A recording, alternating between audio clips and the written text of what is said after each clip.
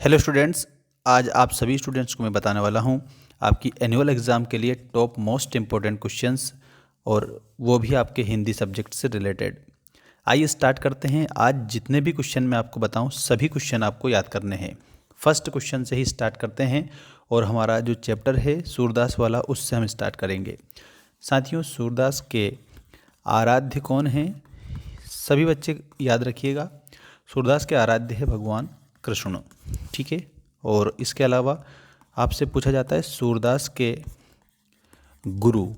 ठीक है, तो आपको सूरदास के गुरु बताना है वल्लभाचार्य। वल्लभाचार्य सूरदास के गुरु थे। नेक्स्ट है सूरदास का जन्म। तो सूरदास का जन्म होता है 1478 में। और इसके अलावा मृत्यु कब होती है? तो 1583। ठीक है, याद रखिएगा। नेक्स्ट आपका जो क्वेश्चन है वो है राम लक्ष्मण के गुरु का नाम क्या था? ठीक है, ये क्वेश्चन कई बार आपकी परीक्षा में पूछा जा चुका है। तो जो राम लक्ष्मण जी के गुरु थे उसमें आप लोगों को आंसर करना है, जो कि करेक्ट क्या होगा? इनका विश्वामित्र नाम था। तो विश्वामित्र आप सही उत्तर लिख देंगे सभी बच्चे। ठीक है ना। इसके बाद में आपका जो नेक्स्ट क्वेश्चन है वो समझिएगा। पंचवटी, यहाँ पर कई बार ये परीक्षा में प्रश्न पूछा है, पंचवटी का समास कौन सा होगा?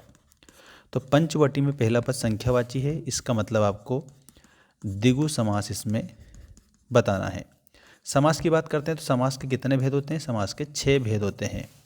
जहाँ पर पहला पद अर्थात प्रथम पद, अगर प्रथम पद संख्या का बोध कराता है तो वहाँ पर आपका कौन सा समास होगा? तो द्विगु समास आप याद रखना। जैसे पंचवटी, तो पंचवटी का समास वगैरह बनेगा 5 वटों का समूह। ठीक है, इसमें आपको 5 वटों का समूह याद रखना है। दूसरी बात, अगर आपके सामने आ गया चौराहा, ठीक है, जो कि कई बार आता है। चौराहा मतलब कि 4 रास्तों का समूह, 4 राहों का समूह, ये आप इसमें बनाएंगे। और समाज से रिलेटेड आता है राजपुत्र। ठीक है, थोड़ा ध्यान रखना, मोस्ट इंपोर्टेंट बता रहा हूँ जो एग्जाम में आएंगे आप लोगों के। ऐसे राजपुत्र, इसका समास वगैरह बनता है राजा का पुत्र। ठीक है, का की के अर्थात संबंध तत्पुरुष में आता है, तो इसमें आप लोगों को तत्पुरुष समास बताना होगा करेक्ट। ठीक है, राजपुत्र की जगह पर राजपुरुष भी आ सकता है। ठीक है, राजपुरुष में राजा का पुरुष, राजा का पुरुष, ये इसका समास विग्रह बनता है, इसमें भी तत्पुरुष समास है। इसके अलावा आपसे पूछा जाता है दशानन। ठीक है, दशानन, तो दशानन में 10 है आनन जिसके, 10 है आनन जिसके, ये तो समास विग्रह बनेगा। और 10 है आनन जिसके अर्थात कौन? रावण। तीसरा पद प्रधान है, इसका मतलब बहुव्रीहि समास हमारा इसमें हो जाएगा। ठीक है, और इसके बाद आपका अगला जो क्वेश्चन है वो समझिएगा। यहाँ पर नागार्जुन का वास्तविक नाम आपको याद रखना है। कवि नागार्जुन हैं, इनका वास्तविक नाम आपको याद रखना है, जो कि वैद्यनाथ मिश्र हो जाएगा। ठीक है, तो नागार्जुन का वास्तविक नाम आपको बताना है वैद्यनाथ। ठीक है, थोड़ा अच्छे से सीख लेना सभी स्टूडेंट। इसके बाद में अगला क्वेश्चन है बाल गोविंद भगत। बाल गोविंद भगत से रिलेटेड प्रश्न आता है, तो आपको याद रखना है बाल गोविंद भगत दोस्तों कबीर को साहब मानते थे, कबीर पंथी थे, इसका मतलब आपको कबीर को साहब मानते थे, ये याद रखिएगा। नेक्स्ट क्वेश्चन है आप लोगों का, और महाभोज किसकी रचना है? महाभोज बहुत ही इम्पोर्टेंट है ये। महाभोज किसकी रचना है? तो आपको बताना है मन्नू भंडारी। मन्नू भंडारी की रचना है महाभोज। ठीक है, आपका बंटी मन्नू भंडारी की है। इसके अलावा शब्द शक्ति के भेद, शब्द शक्ति के भेद, जब भी आपसे शब्द शक्ति के भेद पूछे तो आप बताएंगे 3।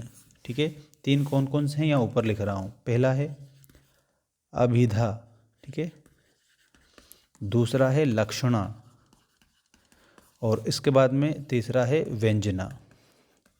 अभिधा, लक्षणा और व्यंजना, ये शब्द शक्ति के 3 भेद आपके होते हैं। ठीक है, स्क्रीनशॉट लेते चलना। अब मैं अगला क्वेश्चन आपको बता रहा हूँ। ठीक है, ये तो हो चुका है। इसके बाद में आपसे पूछते हैं दोस्तों, रिपोर्ताज मूल रूप से किस भाषा का शब्द है? ठीक है, रिपोर्ताज मूल रूप से फ्रांसीसी भाषा का शब्द है। तो आपको क्या लिखना है? फ्रांसीसी भाषा, ये आपको याद रखना है। ठीक है, और फ्रांसीसी की जगह पर अगर फ्रेंच आ जाए ना, फ्रेंच, तो भी आपको करना है यही करेक्ट, क्योंकि फ्रांसीसी और फ्रेंच एक ही है, अलग अलग नहीं है। नेक्स्ट देखिएगा यहाँ पर, छायावाद के जनक कौन माने जाते हैं? छायावाद के जनक, तो आपको बताना है जयशंकर प्रसाद। ठीक है, जयशंकर प्रसाद ये छायावाद के जनक माने जाते हैं, आप सभी को याद रखना है। जयशंकर प्रसाद की सबसे प्रसिद्ध रचना है कामायनी। ये जयशंकर प्रसाद की प्रसिद्ध रचना है। कामायनी क्या है? तो कामायनी महाकाव्य है, महाकाव्य। दोस्तों महाकाव्य में समग्र चित्रण होता है, ये बात भी आपको याद रखना है। महाकाव्य में समग्र चित्रण होता है। ठीक है, सर्गों की संख्या ज़्यादा होती है, सर्गों की जो संख्या है वो अधिक होती है, किसमें? आपके महाकाव्य में। ठीक है, एक ये बात भी याद रखना। जयशंकर प्रसाद क्या माने जाते हैं? छायावाद के जनक माने जाते हैं। कामायनी किसकी रचना है? जयशंकर प्रसाद की। और भी समझिए, जयशंकर प्रसाद के नाटक अगर पूछे जाते हैं आप लोगों से, तो एक तो ये नाटक बहुत बार पूछा गया है, चंद्रगुप्त।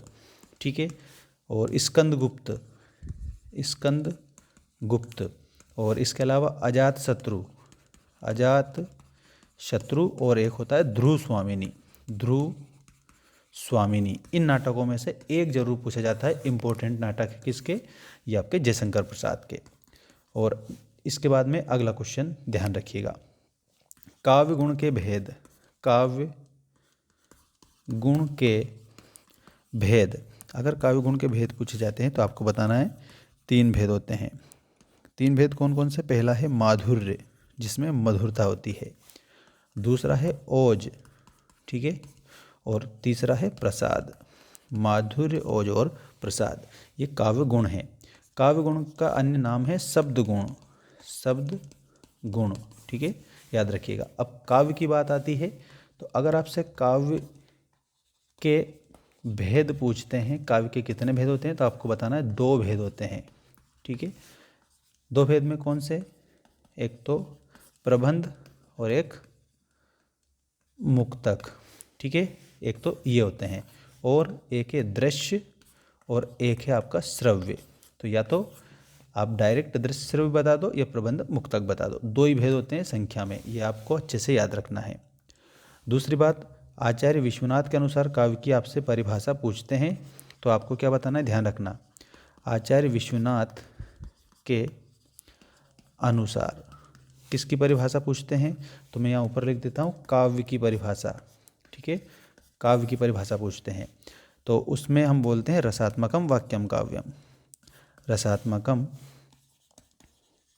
वाक्यम काव्यम। ठीक है, और ये परिभाषा आपको लिख देनी है, अर्थात रसयुक्त वाक्य ही काव्य है, रसयुक्त वाक्य ही काव्य है। ये परिभाषा कई बार पूछी है। ठीक है, तो आपको ये IMP क्वेश्चन के तौर पर सारे में बता रहा हूँ, अच्छे से आपको उसको याद करना है। और अब नेक्स्ट जो क्वेश्चन है उसको आप देखिएगा ध्यान से। काव्य तो हो चुका है यहाँ पर। इसके बाद में अब मैं आपको बताता हूँ रस से रिलेटेड बातें। रस की संख्या जब भी आपसे पूछी जाती है तो आपको बताना है 10 होती है, तो 10 ही संख्या, 10 ही भेद और 10 ही स्थायी भाव। ठीक है, याद रखना, स्थायी भाव की संख्या पूछे तो 10 बताना, रस की संख्या पूछे तो 10 बताना। अब समझना सभी। रस के अंग पूछते हैं, रस के अंग, तो रस के क्या अंग बताएंगे? 4 अंग होते हैं। ठीक है, 4 अंग में पहला कौन सा है? विभाव। ठीक है, दूसरा कौन सा है? अनुभाव। ठीक है, और तीसरा कौन सा है? संचारी भाव, संचारी भाव। और नंबर 4 कौन सा है? स्थायी भाव। ठीक है, ऐसे आप बताएंगे। विभाव के कितने भेद होते हैं? 2 होते हैं। अनुभाव के कितने होते हैं? 4 होते हैं। संचारी भाव की संख्या कितनी होती है? 33 होती है। और स्थायी भाव कितने होते हैं? 10 होते हैं। ठीक, और एक और बात समझना रस से रिलेटेड, किस रस को रसराज कहा जाता है? तो आपको बताना है श्रृंगार रस को। श्रृंगार रस जो होता है इसको रसराज कहा जाता है। संयोग इसका एक भेद होता है और एक और होता है वियोग। ठीक है, संयोग और वियोग, इस तरीके के इसके दो भेद होते हैं। श्रृंगार रस का स्थायी भाव रति होता है। ठीक है, ये बात आपको याद रखना है। प्रथम रस कौन सा है? प्रथम रस, तो प्रथम रस में भी आपको श्रृंगार ही बताना है। ठीक है, प्रथम रस में भी आपको श्रृंगार रस बता देना है। इसके बाद में एक और बात समझिएगा ध्यान से, रस से रिलेटेड। इसमें आपसे पूछा जाता है वात्सल्य रस के बारे में। ठीक है, ध्यान रखना। वात्सल्य जो रस होता है इसका स्थायी भाव वत्सल होता है। ठीक, वात्सल्य रस के सम्राट आपसे पूछते हैं। वात्सल्य रस के सम्राट, ठीक है, तो आपको क्या बताना है? सूरदास। ठीक है, सूरसागर इनका प्रतिनिधि ग्रंथ है। सूरसागर सूरदास का प्रतिनिधि ग्रंथ है। ठीक है, प्रतिनिधि क्या है? ग्रंथ है। ये आपको अलग से भी सीख लेना है। सूरदास का सूरसागर है, सूरसारावली साहित्य लहरी है। वात्सल्य रस का स्थायी भाव वत्सल होता है। ठीक है, और वात्सल्य रस के सम्राट कवि सूरदास हैं। ठीक है, और सूरदास कृष्ण भक्ति धारा के कवि थे। कृष्ण भक्ति धारा के कवि कौन थे? सूरदास थे।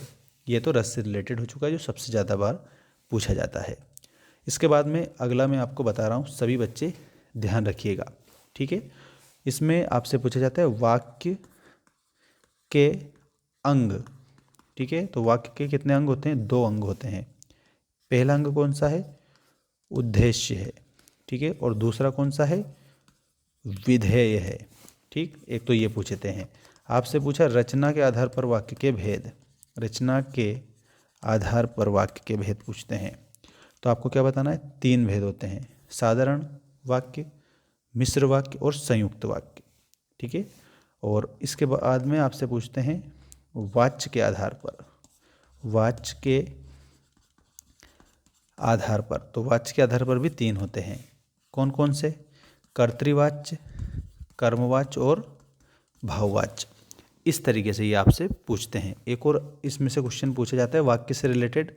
अर्थ के आधार पर वाक्य के कितने भेद होते हैं? अर्थ के आधार पर वाक्य के भेद, तो इसमें 8 बताना है आपको। कितना?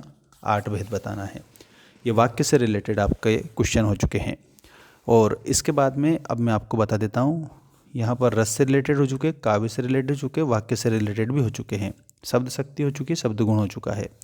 अब जो मैं आपको बता रहा हूँ वो और भी ज़्यादा इंपॉर्टेंट आपके क्वेश्चन हैं, वो आप सभी बच्चे ध्यान रखिएगा। देखिए यहाँ पर सबसे पहला प्रश्न है, इसमें हिंदी की प्रथम कहानी किसे माना जाता है? नोट भी कर लेना, स्क्रीनशॉट ले लेना। हिंदी की प्रथम कहानी किसे माना जाता है? तो आपको याद रखना है इंदुमती को। ठीक है, इंदुमती आपका इसमें आंसर सभी बच्चों का करेक्ट हो जाएगा। इसके बाद में मूर्ति पर चश्मा कौन बदल देता था? तो इसमें कैप्टन जो है वो मूर्ति पर चश्मा बदल देता था। ये बात आप अच्छे से याद रखेंगे सभी बच्चे।